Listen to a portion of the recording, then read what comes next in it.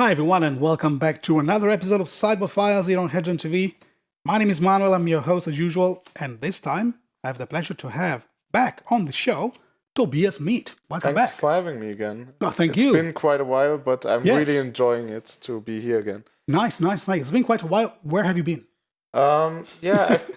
I've been busy with work and family and magic. So and life. Life in itself. Life always keeps you busy. Yeah, that's true. Very good. So we are going to talk about Modern again after My a favorite while. format. Your favorite format. Yeah, still. I say that for Legacy, you say that for Moment. So we have sort of like balance here on Cyber Files. And the deck of choice is Grixis Death Shadow. Yeah. We're going to see your sideboard choices when you run this deck. All the time, I guess. Yeah, mostly. Mostly, okay. And also your sideboard plans for two specific matchups. Death Shadow, Grixis Death Shadow versus Jund Midrange, and Grixis Death Shadow versus Gibbs Storm. Correct. Very good. Yeah, I did my homework. I'm prepared. That's good. At least someone has done some work. Yeah, as one of the two is prepared. Yeah. Okay, very good. So let's start with your main deck configuration. I think by now we all know what Grixis Death Shadow and Death Shadow generally as a deck is about, so I don't think it's necessary to go through. If you've seen any modern coverage in the last month, you know this deck for sure. So I would go straight away to the flexi slots, your personal choices in the main deck configuration. What can you tell me about those? I think the three most interesting cards I've put into my main deck are one Lightning Bolt. One lightning bolt. I realize it right now. One single copy. That looks a bit odd. It's a lot of people don't play Lightning Bolt at all. Some people play like 2 or 3. And I just wanted to make place or room for just a Lightning Bolt because I like Lightning Bolt. It's a good spell. In the mirror, it's not really good because we know the threats you're facing are too big to be killed by Lightning Bolt. But sometimes you can even point it to the face. With Snapcaster, this can be like for 4 mana, 6 damage to the face, and this can surprise some people and steal some wins where you're really far behind. With just 2 cards with Lightning Bolt, Snapcaster, you're dead. Yeah. Makes perfect sense. And I really like this element of surprise, and it's really good sometimes. It can give you special value. I had this in PPTQ I played. In the finals, I played against humans. It was a humans list, like humans hate bears. And they played a meddling mage, naming Fatal Push, because this is like the premier removal spell of the Grixis Death Shadow deck. And I was just looking at my hand. I had 2 Fatal Pushs in hand and had a Lightning Bolt in hand. I said, yeah, sure. No problem. End step, Lightning Bolt, your Meddling Mage, untap, Fatal Push, 2 other threats. I'm totally fine. Sometimes this diversification of removal is really good. And you have problems with resolved Planeswalkers you can't attack. This can help you sometimes against them. Depends on the loyalty of the Planeswalker. Okay, very good. Makes perfect sense. And PPTQ that you won, by the way. Yeah, I congratulations for that. Yeah, I mean, why not thank you. mentioning this? I mean, I think it's really important. So you have a regional PTQ waiting for you up ahead? Yeah, it's in November. Okay. So maybe we can manage to follow you through your preparation and see. Why not? The RPTQ is modern as well, so I'm not entirely sure if I will play this deck at the RPTQ, but at the moment it's highly likely because I really like this deck and it's quite strong. Okay, so going back to the flexi slots, other than Lightning Bolts, what do you have? The other 2 interesting cards I have is there's a Terminate. Terminate is not like an odd choice for the main deck. Some people play 2. You can see some people play up to 4 sometimes. I have 1. It's mainly because I needed to make space for other stuff, especially because I'm playing main deck 2 Stubborn Denials, which some people don't. They just have it in the sideboard, like 4 Stubborn Denials in the sideboard. I have a 2-2 split. So I want to have 4 Stubborn Denial in my 75, and I want to have 2 in my main deck because I really like this, especially because it's just 1 mana counterspell. This is amazing. And it might come as a surprise because this is a mid-range deck, but a lot of matchups are about tempo, and Stubborn Denial is such a good tempo spell. Okay, what else should we talk about? Yeah, the other interesting flex choice I have is Claim Fame. Yeah. Because like the normal value regrow threat spell is like Kolaghan's Command. I have two in my main deck as well because I really like the interaction with Kolaghan's Command, Snapcaster. Even if you just bring a Snapcaster back to your hand, or if you're playing Snapcaster, play Kolaghan's Command from the graveyard if the game goes long. But Claim Fame is a bit different because this is like, I call it the tempo Kolaghan's Command. You sacrifice a bit of different modes you can choose, but you can play like a Kolaghan's Command for 1 mana sometimes. You have turns where your graveyard is stocked. You can like get a Snapcaster, for example, from your graveyard back. The Snapcaster targets the Claim Fame again. You get Death Shadow back, and then for 1 card you have 2 threats in play already. This is amazing. Okay. Just for 2 mana in this turn. Yeah. I mean, interesting synergies there. Yeah. I mean, they all work together quite well. Yeah. And you do have the Kolaghan's Command anyway. Yeah, I have it, but this was after Hour of Devastation came out, and I saw this card and thought, oh man, this looks really promising with Snapcaster, and I want to try this out. And I was really convinced, especially in the mid-range matches, or even better against control decks, regrowing a threat is like the best feeling ever. Yeah, absolutely. Before we go to the sideboard, I would like to ask you something. Is there any card from Ixalan that is going to have an impact on this deck? Possible potential additions? Is there anything, or not really.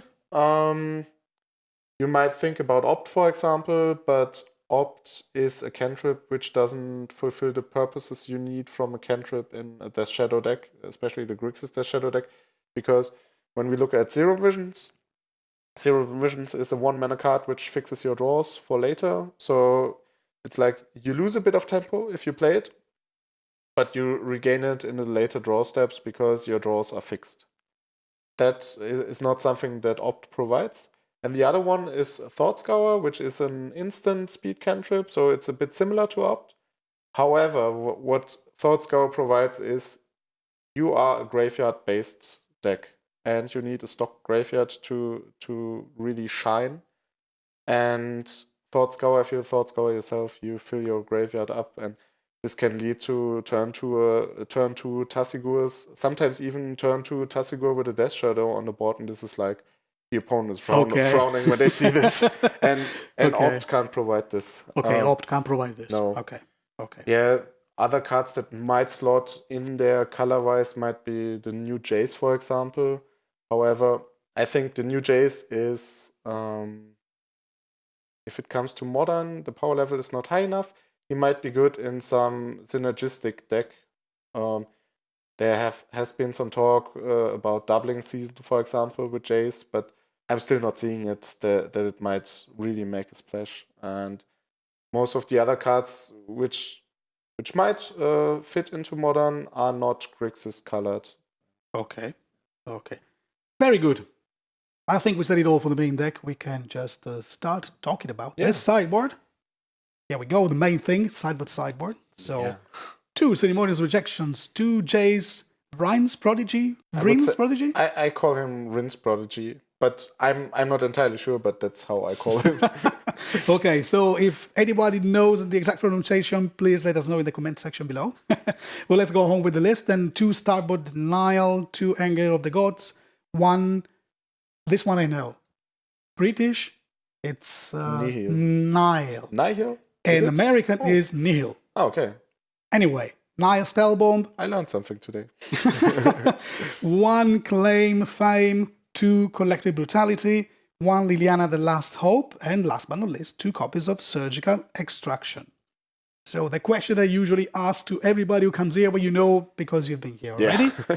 So what kind of sideboard is this? Is this a sideboard that helps you for the bad matchups? Is it a sideboard that covers a specific meta game? What are we looking at? This is something which covers a specific meta game. This is mainly tailored for mid-range meta. So if you expect like a lot of Jund, Absan, other Death Shadow lists, something like this. Not a lot of big mana decks, not a lot of aggro decks. This is like what you need for this meta. This has like a lot of value type cards in it.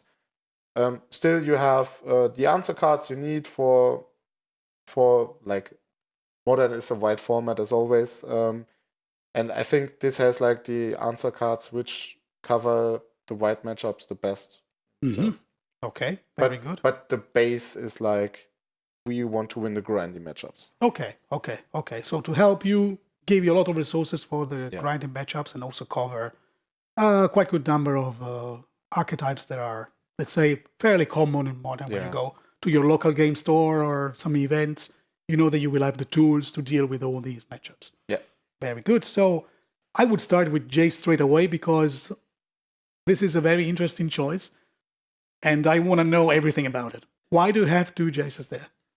This is my Snapcaster 5 and 6. Mm-hmm. And I love Snapcaster. This is like my favorite card in Magic, I think. Yeah, I think it's my favorite card in Magic, Snapcaster. And this is my Snapcaster 5 and 6 because of all the graveyard synergies, and especially with Claim Fame. This is amazing because if you play Jace Vryn's Prodigy, it gets removed because you can't untap before your opponent does something. And then you just play Claim Fame on him with the front and the backside for 3 mana. You have a threat on the board already, which can even play another spell from your graveyard. And this provides so much value sometimes. This is really, really amazing. And furthermore, if it stays in play and if it flips into a Planeswalker, which is pretty easy in your deck because filling up your graveyard is something you want to do anyways. Yeah, absolutely. It's in some matchups, it's really a threat because if you have these drawn out matchups, the Jace Ultimate is not something out of a fairy tale. It's something which can occur and happen, and that's why I love him. Okay, so I like the idea of having this extra resource working pretty well with Claim and Fame. Yeah. You have already had one in the main deck even, as well. Yeah, so but even with Kolaghan's Command, But if I bring in Jace Vryn's Prodigy, the chance that I bring in Claim Fame is pretty high because they go so well together. Sure. You invested a bit in the whole. I wouldn't say the whole game plan, but somehow you're giving an extra angle of attack. Yeah. With this kind of addition. Insane card advantage. It was even in the PPTQ I won in the finals. This was against humans. Normally you don't board in Jace, but this was like a main deck game. And I drew my one of Claim Fame from the main deck. And it was like after I've been removing a lot of his threats, he was top decking collected companies, and it was going on and forth. And then I top deck Claim Fame, and I thought, this is normally not good in this matchup. But then I realized, okay, I have 2 Snapcasters in my graveyard, and I had like 6 or 7 mana, which meant after that I had like 2 Snapcasters on the board. Could play another Kolaghan's Command from my graveyard and just in one turn, only because I drew this one card. This is so amazing sometimes, and in the right matchups where you are about grinding, this is like a trump. Excellent. So open so many options, I would say. Okay, very good. So next, 2 Stubborn Denial. Yeah. I've seen some sideboards with a Disdainful Stroke. I've seen some sideboards with Flash Freeze, for instance. Yeah. And also other players that, like you, went for the Stubborn Denial. So why is this your preference? It's my preference because this provides a lot of tempo. If you compare to Disdainful Stroke or Flash Freeze, this is half as cheap. Yeah, sure. And this is something you want in most of the matchups where you need counter spells, because those matchups are normally a race type of situation. So tempo is really good. If you have the chance to play a threat and still keep open permission, this is really amazing. I can understand that Disdainful Stroke right now is becoming really popular because a lot of big mana decks are really, really popular as they are really good against the Death Shadow decks, like Eldrazi and Titan Shift. Titan Shift is a good matchup for you, I would say. However, there is prime time.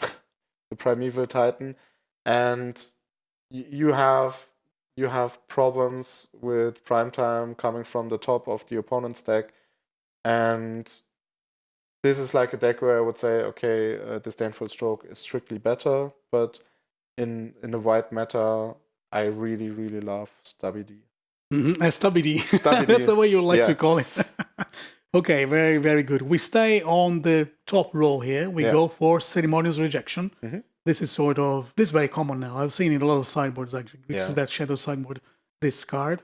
And what's the role in it? The role is mainly I would say, at the moment, Eldrazi-Tron and Affinity. Eldrazi-Tron is really popular as it has a favored matchup against Death Shadow. But it's only slightly favored. But that's one of the strengths of a Death Shadow deck. You don't have really swingy matchups. So even if your matchup is bad, it's like 30 or 40% bad and not like 0% unwinnable. Okay. You always have a chance with this deck, and that's what I really love about it. However, this is for the colorless decks, and it's mainly Eldrazi-Tron and Affinity. Sometimes there might be even Lantern Control or KCI combo decks. There are different type of decks, but if you think about the normal modern meta right now, it's Eldrazi-Tron, Affinity. Affinity is a mainstay of modern. It's not really good right now, but it's always there. And if you play in the local meta, for example, you will always find at least 1 or 2 copies of Affinity. Sure. Any given evening. Sure. It's a solid deck, and it's been, around for quite some time. Maybe people have it and they like it, they still play it. But sometimes players just play with what they have, and most of all with what they love, which makes perfect sense. Yeah, and the reason for Ceremonious Rejection is the same as for Stubby D, because it's great tempo. It's 1 mana, and your deck wants to consist of as many 1 mana spells as possible. Okay. That's your goal, because you want to bury your opponent in a flurry of spells which you can play early. So turn 1, discard, turn 2, maybe cantrip and fret, turn 3, removal, discard, and another cantrip or whatever. So it's just a flurry of spells, and you unload your hand pretty quickly, but still retaining resources in your hand with Snapcaster and Kolaghan's Command and stuff like this. Yeah, very good point. Yeah. Fits perfectly with the game plan. The way you want to have this low curve and just be able to constantly do stuff, and also be able to interact with your opponent with the same kind of cheap spells, let's say. Definitely. So those I understand. Second row, Anger of the Gods.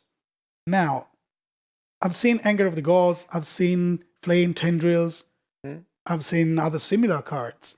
Your choice is Anger of the Gods. Why? Because of the 3 damage. There are some matchups where you just need the 3 damage, and they're pretty important. Especially against Dredge, for example, you need it. And there are so many Go White decks right now which crop up, because Go White is like a good answer for Death Shadow. Because it's like always in Magic, if you have a deck that goes big, go white against it and you will win. And having like a sweeper against Go White, which doesn't touch your threats, that's really amazing. That's what you want. The mana cost is a bit of a problem in the deck, because, as I mentioned, we are mainly a blue-black deck, and having double red on turn 3 can be problematic sometimes. But if you know that you've brought this card in, that you need this card, or maybe you have it in hand already, you can easily fetch 2 double red. It's no problem, because your mana is really smooth. Okay, totally understood. The exile thing also plays a very important role as well, I believe. Of course. So putting the whole things together, makes perfect sense. Very good. So next we have the Nihil Spellbomb. Yeah, Nihil Spellbomb. I go for the British way. I still need to practice it. It's okay. It's okay. I've seen some lists that pack only Surgical Extraction. Other lists that pack actually 2 copies of the Spellbomb. Yeah. And you have both. So what I'd like to know is, why do you want to have access to both? I want to have access to both because Nihil Spellbomb is good in certain kind of grindy matchups, because it's something like you can drop early and have it stay in play for like the perfect moment in grindy matchups. And Surgical is better suited for like combo decks or decks that try to go off early, like Dredge, which is like not a combo deck, but has the combo-ish feel to it. But still, against Dredge, you bring in Nihil Spellbomb. However, if you have the diversity of using Nihil Spellbomb for grinding matchups, this is really amazing. And Okay. it's just about the diversity for me. And graveyard strategies are pretty prominent in Modern right now. And having a good hoser for graveyard strategies without touching your own graveyard, this is problematic because we are a graveyard deck by ourselves. It's hard to come by because you can't play stuff like Grafdigger's Cage and so on. You could, but not like the best choice when you want to play with Snapcasters. So this are like the go-to spells. Okay, so to make some examples, I mean, Surgical and Nihil Spellbomb. Can you make an example of one matchup in which you would go for this one and one matchup in which you would side this one to make clear the difference? The funny thing is, it's normally if you board in Surgical, most of the time you will board in Nihil Spellbomb as well, because this is for like combo-ish matchups like Gift Storm, for example. So you get what I mean. It's for decks where you need like tempo, where you can even tap out and still play something. Okay, that's the important part. This is really what I wanted to know. But the Spellbomb is in most cases still viable for those matchups, because it's just like a 1 mana investment if you don't need to draw the card, because if you just need to stop your opponent, this is pretty important. However, the Spellbomb has like the added value where you can draw the card, and this is for like grindy matchups. Premier example is Abzan, for example. Because Abzan has like a lot of graveyard synergies with Tarmogoyf, with Lingering Souls, and so on. And however, Abzan is not a deck which will kill you like on turn 4 or 5. Abzan wants to grind you out, and so if you can stick this Nihil Spellbomb early, so it's protected from discard, for example, and have it stay in play and wait until they like I play a Lingering Souls or discard Lingering Souls to Liliana, and then okay, now is the time to exile your graveyard, or sometimes even in combat against Tarmogoyfs, where you like block a Tarmogoyf with Tassigur, and then you exile their graveyard, and hopefully the Tarmogoyf shrinks enough because their graveyard has the relevant creature type, not creature types, card types. And not yours, then this is like a decent choice, and that's what you want. More than decent, I would say. Yeah. So this one is more like I put it on the battlefield and you have to find an answer to it, and I slow you down. And this one is more fast interaction. Even if I'm tapped out, I just remove the key card that I want to remove. Yeah. In some matchups, you can even, if they have like, as you said, a key card, if you just remove it from the deck entirely, you sometimes even outright win. I had this against Titan Shift, even in the PPTQ, where I played against our friend Alex. Alex Duckage, of course. Who's on the channel as well, with his Titan Shift deck. And we played in the semifinals. Yeah, it was the semifinals. And in game 2, I Thought Scoured him. And I brought in Surgical because I always like to bring it in because of the Thought Scour interaction. And I found a Valakut and Surgicaled his Valakut. So like the only win condition he had left was 6 mana, 6/6s. Okay, so you were able to play Surgical on Valakut because you played a Thought Scour on him. Yeah. Okay, that's the very interesting use of Thought Scour, definitely. Yeah, but I think in this matchup you need to do stuff like this because if you can stop Valakut entirely, the deck consists mainly of big creatures or small creatures, and your creatures are almost always bigger. So sure. Because the Death Shadow can easily grow to 10 or 11. Their game plan is shattered, I mean, that's for sure. So I totally understand the move.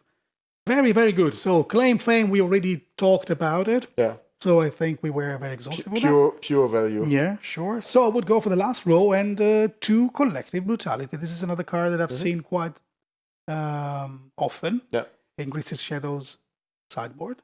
You join the party as well. Yeah, I really love this card. I even had it in other Death Shadow variants I played. I play it in almost every black deck I'm playing in Eternal formats in the sideboard right now, because it's really flexible and it can provide a lot of tempo.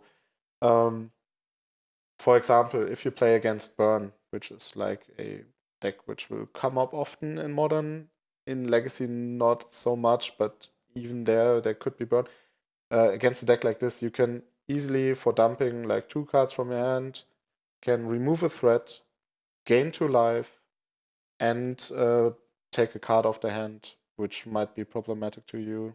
And this is so much tempo. I mean, you discard 2 cards, but you can do this like turn 2, and amazing. Yeah, this is I'm in love with this card. Yeah, this is a huge move. It's a huge play, and then you get quite far ahead, I would say, with just one single card, very cheap. As you said, turn 2, and you already open a huge gap between you and your opponent. I mean, the life gain is not worth a card in many matchups. In some matchups, it might be worth a card, but removing a card from the hand or removing a creature from the battlefield is, I mean, almost always worth a card. Sure. But if you remove a creature from the battlefield and you undo the 2 damages that were dealt to you previously, for instance, you cancel 2 things in one shot. Yeah. I totally understand. I love this card as well. It's also played in everywhere, as you said, which speaks volumes about the quality of the card, the effects. Absolutely. Okay. Liliana, the last hope, and also the last card of the sideboard I'd like to talk about, because what a coincidence, because we already talked about Surgical Extraction. This is another choice that is fairly common. Yes, it's fairly common. However, in a lot of Grixis sideboards right now, there's the other Liliana of the Veil. But I prefer Liliana the Last Hope, because it's mainly used for grindy or control matchups. It's a threat which stays in play and which doesn't destroy your plan of playing with Snapcaster, because Liliana of the Veil can sometimes destroy your plan of playing with Snapcaster and playing with Stubby D, because if your last card in hand, if you have to discard to Liliana of the Veil Stubby D, well, the card is gone. And you know that every time you say Stubby D, I have to keep myself, try to contain myself, because I want to laugh. Okay, then I know what I have to do for the rest of the episode. And then we just don't finish anymore. Yeah. Anyway, back to business. Yeah, and that's why I prefer this Liliana, because you don't need to discard to make her valuable. However, she's mainly good for grindy matchups, and even there, she's not like a big trump. She's more like a big trump for like Azorius control decks that have problems with removing planeswalkers, and this can even provide like another card if you just raise like a creature from your graveyard again. And sometimes you can just threaten to ultimate by just plussing her every turn. If the opponent's deck is slow, this is a decent option. Sure. Okay, I have one last question before we start tackling the specific matchups. And I see no card in your sideboard that deals with artifacts. And is this a meta call? Why did you go for that choice? It's mainly because I have Kolaghan's Command in my main deck already. And there's 2 cards actually in my sideboard which deal with artifacts, but not if they're resolved already. We have true. The rejection. Yeah. However, I think there are not too many artifact-based decks right now. There's still Affinity, and Eldrazi-Tron is semi-artifact-based.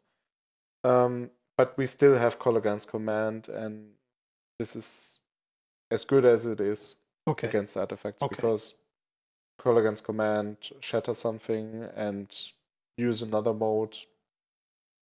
That's good. Okay, so Ceremonious Rejection plus the 2 Kolaghan's Command main deck. This is more than enough deal with it. That's more than enough, because there's not like a artifact combo deck running rampant right now. I mean, there was like the KCI combo deck, Crackclan Ironswork, for those who don't know. Yeah. Which had like a popularity boost during, was it March or April? I don't remember. Yeah, but earlier this year. Some time ago, yes. Yeah, yes. But you don't have that kind of stuff going around anymore. But people realize this deck is not really strong, and so right now there's not the need for artifacts, for excessive artifact hate. Yeah, excessive. Yeah. You don't really need to go big. Yeah. Okay, very good. Right. I think we said it all. We can just start talking about the specific matchups. And the first matchup I would like to talk about is Death Shadow versus Grixis Death Shadow versus Jund Midrange. Versus Jund Midrange, yeah. So the first thing I would like to ask you is, of course, your approach. So what are your objectives in Game 2 when you're facing this deck? This is a typical grind matchup. So you want to produce more value than your opponent. It's not about killing your opponent quickly normally, because they have good answers for your threats, you have good answers for their threats, and it's just about having the better top deck and having the top deck provide more value in more cards drawn, more cards raised from your graveyard, more stuff flashbacked and whatever, so you can squeeze every inch of value out of your cards. Excellent, very straightforward. Yeah. So we'll go directly in depth with the sideboard plans, and first I would like to ask you, is the sideboard plan on the draw and on the play the same, or are they different? It's absolutely the same, and and the reason why is because it's a drawn-out matchup. I mean, it's a grind matchup, so you will play like a lot of cards. There's not a lot of tempo to be gained, and even if you gain tempo, it's mostly not enough tempo to overwhelm your opponent. Sometimes this might work, but my approach to this matchup is to be the grindier deck. Okay, very good. So, what do you side out and what do you side in this matchup? So you side out all the discard, which is the 4 Thoughtseizes and the 2 Inquisition of Kozilek's, and I side out the Bolt, the Lightning Bolt. Yes. This is mainly due to you want to have the better top decks, and if you're both in top deck mode, finding a discard spell is like atrocious. Yeah. Because you're sitting there, well, I know my opponent has no cards in hand. What do I do with this? What do I do with this? Maybe I lose 2 life if I play Thoughtseize. Yeah. Okay. Normally with Death Shadow decks, you want to lose life. However, in these matchups, you want to be a bit more conservative about your life totals, because these matches go long, and especially Jund, they have lightning bolts, they might keep them in. This might be dangerous territory for you if you go low early. So be a bit careful about it. This is a matchup where you even frequently play Street Wraith. You hardcast it. Yeah, sure. So, okay, you hardcast it. Because you easily go to 5 mana, and, well, I don't want to lose 2 life, so I just play this 3/4 for 5. It's okay. Safe and sound for you in that. Yeah, the good thing is, against Jund, Swamp Walk is almost always on. That's also very true, very true. Okay, and what comes in? I side in 2 Jace Rin's Prodigy, 1 Liliana the Last Hope, 1 Claim Fame, 1 Nihil Spellbomb, Nihil, and 2 Stubborn Denial. Okay. Or Stabidi, as I like to call them. Stabidi. All right, so what's the role of these cards? The role of Jace Rin's Prodigy, as we talked about before, is to be Snapcaster 5 and 6, and even stay as a threat in play. In this matchup, it can be problematic to have it on the Planeswalker side, because they have stuff like Tarmogoyf or Bob sometimes, or whatever creature, so they can easily attack it. However, it's still such a good value card that you want to have it, and even if you flip it onto the Planeswalker side and just replay like a Fatal Push, this is okay if you lose it on the backswing, because you produce some value, and that's what you want to do. Then we have the Claim Fame, which works pretty decent with Jace Rin's Prodigy or Snapcaster Mage in itself. So if they remove a lot of your threats, and if you can just replay them from the graveyard, this helps you overwhelming them. Sometimes the Fame side is used less often, but sometimes you can use it in face of like a Liliana of the Veil, which is pretty common Jund, to kill her, because sometimes stuff like this happens where you have like a Death Shadow out, a single Death Shadow. They use Liliana to make you sacrifice the Death Shadow. Then it's your turn. You untap. You play Claim Fame for 3 mana. If they are tapped out, hopefully. Sure. You claim the Death Shadow and fame it, and then just kill the Liliana, and then you pass the turn and produce some value because you made them lose a card. Mm-hmm. Okay. And that's even why I like it with Jace Rune's Prodigy, because if you, for example, draw a Claim Fame and you have a Jace Rune's Prodigy in your graveyard, you can claim it, you can fame it gets haste, which means you can flip it immediately, you can loot, first of all. This is like a lot of interaction for one turn. Yeah, Please stay with me. Absolutely. No. So you loot, you flip it, and then you can play like another card from your graveyard, hopefully another Claim Fame or a Colorgan's Command, and then the chain goes on and on and on. And that's what you want to do. Nice, very nice. Yeah. Okay, so the other cards. Yeah, the other cards, Liliana of the, not of the Last Hope, Liliana, the Last Hope. This is mainly because of the -2, because again, regrowing a threat from your graveyard is excellent. However, sometimes if you have a board already, this can function like to pressure. This can function as a win condition to pressure them because they need to remove this, or else the ultimate might take over the game. Because if you have an ultimate, this is game over for Jund. Okay. Because they don't have any combo wins and they can't win through a big wall of creatures. So yeah, that's like the purpose of Liliana. The Spell Bomb, it's mainly there for like Tarmogoyfs to shrink them or other graveyard interactions they might have after sideboarding. Sometimes they even have stuff like Colorgan's Command. And if they want to like regrow a creature with Colorgan's Command, you can easily remove it from the graveyard. Okay. And then the 2 Stubby Ds. Yeah, 2 Stubby Ds was waiting you there. Yeah. The 2 Stubby Ds, one of your main problems with Jund decks is Liliana. You want to have answers for Liliana. Okay. This is like the main reason. Some people keep in discard. You can hit discard sometimes, or you can hit removal. Sure, so, but yeah. Because Jund decks consist of Liliana, discard, removal, and creatures. Except for creatures, you can counter everything with it. You want to have 2 Stubborn Denial to make sure that the never touches the battlefield. Yeah. Or at least as hopefully as least as possible. Yeah. Right, very true. So the same plan on the play on the draw. I guess we can definitely. Then we can just go for the next matchup. Yeah. Gifts Storm. Mm-hmm.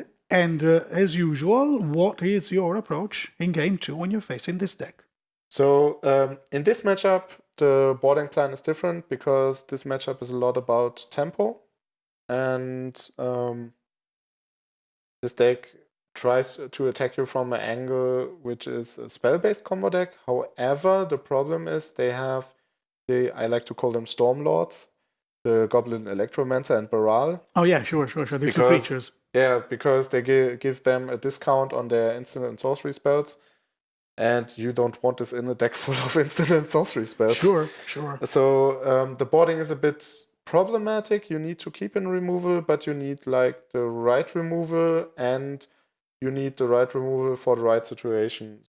So basically, we can summarize with 2 main ideas here. You want to be fast, so you want to win the game before they can go off with a combo. Yeah, of course. And you want to have removals to deal with their creatures. Yeah, you want to be interactive. So the problem with this deck is you need creature removal because of the Stormlords, and you need something to interact with their spells. So it's a bit tricky when it comes to boarding. Okay, so that depends a bit on the percentage, how you want to split your resources. Yeah. And we can actually have a look at this right now, because I'm going to ask you different plans on the play and on the draw. Yeah, definitely. Okay, very good. So I can go off with you won game 1, so game 2 you're going to be on the draw. What do you side out and what do you side in? So what I side out is the Gurmag Angler. The death threats are sometimes pretty problematic to set up, and you don't have so much time to set them up, so you want to cut them down a bit. The Colorgan's Command comes out because Colorgan's Command is a 3 mana card in a matchup which is about being as fast as possible. 3 mana is a lot to pay. And the removal side just kills the Goblin Electromancer, but doesn't kill Baral because it does only 2 damage and Baral is 3 toughness. And the discard isn't too good either because they have Past in Flames, so they can replay what you made them discard. They can even choose what they want to discard. Sometimes it can be good call against command, but in most cases it's just not making the cut, so you board it out always. Then you board out Terminate. Terminate is pretty terrible tempo-wise because it's 2 mana, kill your 2 mana lord. You don't gain any tempo by this. This is tempo even, but you want to be tempo positive. And the Claim Fame, because Claim Fame is a pure value card. You don't need value. You need to stop them from winning and then hopefully somehow win yourself. Okay, very good. So what comes in? What comes in? The Surgical Extraction comes in because they are graveyard based with their combo. Past in Flames, as we said, is in most cases the way they go off. Not always. Sometimes they can win without their graveyard, but it's in most cases the way they go off, and you want to stop this. That's the reason why you even bring in the Spell Bomb. Sometimes you even have to pull the trigger on the Spell Bomb without drawing another card if you don't have another mana up, but it stops them. You need to stop them no matter what. I bring in 2 Stubborn Denial because, as we said, it's an instant and sorcery-based deck. They want to cast something and you just say no. Yeah, you have to say no. Yeah, especially for the key spells. Absolutely. Yeah, absolutely. And then I would like to bring in 1 Collective Brutality. Sometimes I want to make space for 1 more, but it's a bit problematic to do this on the draw because Brutality is 2 mana and the main interaction is Brutality can kill Goblin Electromancer. Can't kill Baral. However, for 2 mana, if you can kill a Goblin Electromancer, it's fine. And if you can take another card, which might be crucial for their plan, into the graveyard. Into the graveyard is not a safe zone if you take it there, but still sometimes can help because you take a ritual and so you cut them off of mana, or you take a cantrip and you stop them from fixing their draws or to generate more storm. Can be okay. However, the problem is on the draw, they have their turn 2 first, then it's your turn 2, and then you immediately need to have the Collective Brutality or they might kill you on the next turn. So this is not where you want to be because this is a bit risky. If you have it, then it's fine, but if you just have it on turn 3 or you don't have enough land or whatever, problematic. So this is more a card for on the play. Okay. Yeah. And then let's go for the other scenario then. If we covered everything, I think we did. Yeah. So let's assume you are on the play. Yeah, hopefully not. Well, we hope that you win 2-0 all the time, but we have to consider all the possibilities for the sideboard guide here. So what's going on when you're on the play? So what stays the same in boarding out is the Gurmag Anglers come out, the Kolaghan's Command comes out, and the Terminate goes out. Because we talked about this already, they're not good in this matchup. They're too expensive, too hard to set up, not what you want. And what you bought out on the play is 2 Fatal Push. Fatal Push is normally a good card because it can deal with Baral and Goblin Electromancer. However, on the play, you can play different spells which are a bit more expensive, like the Collective Brutality, and which are a bit more versatile than just killing like a lord. They can do different stuff and you have a bit more time. That's the difference on boarding out. In boarding in, what stays the same is like boarding in the 2 surgicals, the Spell Bomb, you still need graveyard interaction. Stubby D, still perfect in this matchup. What changes is we have 2 more slots because we boarded out the Fatal Pushes. Yes. So we need to replace them with different removal. Now comes the fun part. Another copy of Collective Brutality, as I teased already. And I like to board Anger of the Gods on the play as like replacing 1 Fatal Push. Because this can insulate you against what I like to call bursty Empty the Wands plays, where they go like cantrip, ritual, empty the warrants, so they have empty the warrants for 4, they have 8 tokens, and this is sometimes enough to kill you, because you're going down with your life anyways with your deck, and if you get hit 2 times by empty the warrants tokens, even if these are just, I mean, you have 2 blockers in play, and they have 8 tokens, you take 6 damage in the first swing, 4 damage in the next swing, and being on 10 life is pretty common with your deck. So this can help you against this, because this is a sweeper. But this doesn't make the cut for me on the draw, because on the draw, if you sweep after they've gone off, it's like a bit too late, and it loses a lot of tempo, because one of the common play patterns of Giftstorm is that they play turn 2 Lord. This is like what they want to do. Turn 1 cantrip, turn 2 Lord, and hopefully they can untap with it. If they play turn 2 Lord, you can still, if you have Anger of the Gods in your hand, which is like a worst case play, you can play a 3 mana, sorcery speed, fatal push. This is okay on the play. On the draw, this is not good, because if they play like turn 2 Lord, and then it's your turn 2, you have this card in hand, well, I can't Anger of the Gods the Lord now, I have to have them on tap. And Yeah, no, of course. You don't This want is definitely on the play. But on the play, it makes perfect sense, I understand. You are able to, let's say, contain your sort of a very early empty the warrants. Yeah. So you have a sort of out, you can come back. And at the same time, if they play the regular pattern and they put a Lord, any Lord, Goblin Electromancer or Baral, you can kill both because of the 3 damage. Yeah, you can kill both because of the 3 damage, yeah. Yeah, totally makes perfect sense. It's still not good to kill a Lord with this, but sometimes you have to do what you have to do. Sure. But you want to have this extra, let's say, this bonus option that if they go with a very early empty the warrants, you can come back from it. Yeah. Okay, so I would say that's all for this episode. Thank you very much, Toby, for being here, for coming back to Cyberfiles. Thank you for having me. And a big thank you to all of you who've been watching this video. We hope you enjoyed, because we surely did making it. And if you want to follow us on Twitter and Facebook, you find all the information you need in the description below. Just click on Show More, and the links will be there waiting for you. Yeah. And of course, stay tuned on HEDRON.TV for more content to come. For now, it's goodbye. Yeah, goodbye everyone, and enjoy Modern.